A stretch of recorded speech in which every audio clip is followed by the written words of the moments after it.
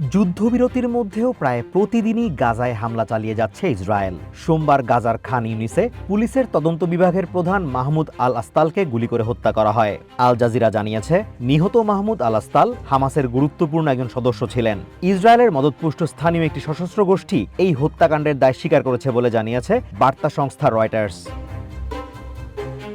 এদিকে গাজার দক্ষিণাঞ্চলে ব্যাপক অভিযান শুরু করেছে ইসরায়েল প্রতিরক্ষা বাহিনী আইডিএফ। সোমবার ইসরায়েলের ড্রোন হামলায় 3 ফিলিস্তিনি নিহত হন। আইডিএফ বলছে, নিহত 3 জন সশস্ত্র অবস্থায় যুদ্ধবিরতির হলুদ রেখা অতিক্রম করেছিলেন। নিরাপত্তার জন্য ওই এলাকায় মোতায়েন থাকা এবং যে কোনো হুমকি মোকাবেলায় অভিযান অব্যাহত রাখার কথা জানিয়েছে আইডিএফ।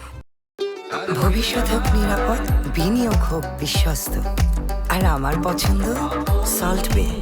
ওয়েলকাম টু সল্ট বে। এছাড়া পশ্চিম তীর ও জেরুজালেম সংলগ্ন এলাকাগুলোতেও ইসরায়েলের অভিযান অব্যাহত রয়েছে। সোমবার অন্তত 20 জন ফিলিস্তিনিকে আটক করা হয়। অভিযান পরিচালনার সময় একজন আহত হয়েছেন। অন্যদিকে সংঘাত উত্তেজনার প্রভাব পড়ছে ফিলিস্তিনের অর্থনীতির ওপরও। ফিলিস্তিনি কৃষি মন্ত্রণালয়ের এক প্রতিবেদনে বলা হয়েছে, 2025 সালে ইসরায়েলি বাহিনী ও বসতি স্থাপনকারীদের ব্যাপক আগ্রাসনের কারণে প্রায় $10.30 কোটি আর্থিক ক্ষতি হয়েছে অঞ্চলটির, যা সাম্প্রতিক বছরগুলোর মধ্যে সর্বোচ্চ।